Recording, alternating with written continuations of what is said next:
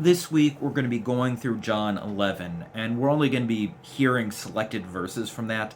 I really encourage you, anytime a pastor or a Christian leader just reads one verse, go check out the area around it. It is so easy to twist the Bible if you're only looking at one verse at a time. So I've linked the whole of John 11 down below. Go ahead, read the whole thing. But for now, we're going to dig into what's going on. So Jesus had a good friend named Lazarus, and Lazarus got sick. Lazarus' sister said, "Hey, Jesus, come and visit, come and heal Lazarus, please." And Jesus doesn't. And Lazarus dies. And Jesus knows that he has died. And yet, this is what Jesus says. "Our friend Lazarus has fallen asleep, but I'm going there to wake him up." His disciples replied, "Lord, if he sleeps, he'll get better." The disciples hear that he's sleeping. They go, "Oh, well, the fever finally broke. He must be healing." So Jesus told them plainly, "Lazarus is dead.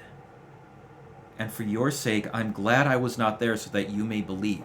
But let's go to him." Now, we're going to be hearing the rest of this week that Jesus really ends up hurting a lot because of what's going on. And we're going to cover that in a few days. But for right now, it is really good to know that before Jesus is facing this, before he deals with the reality that his good friend is dead, he has this certainty. I know that Lazarus will live. And I want to encourage you here. When times are calm, it's so easy to set aside the Bible and say, you know what, I'll dig into it later.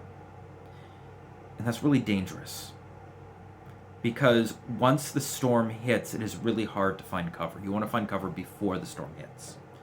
And this is the way it is in your life. There's all sorts of spiritual storms. And when it's calm, that's when you dig in. That's when you get this basis for, this is what God says. This is what reality is.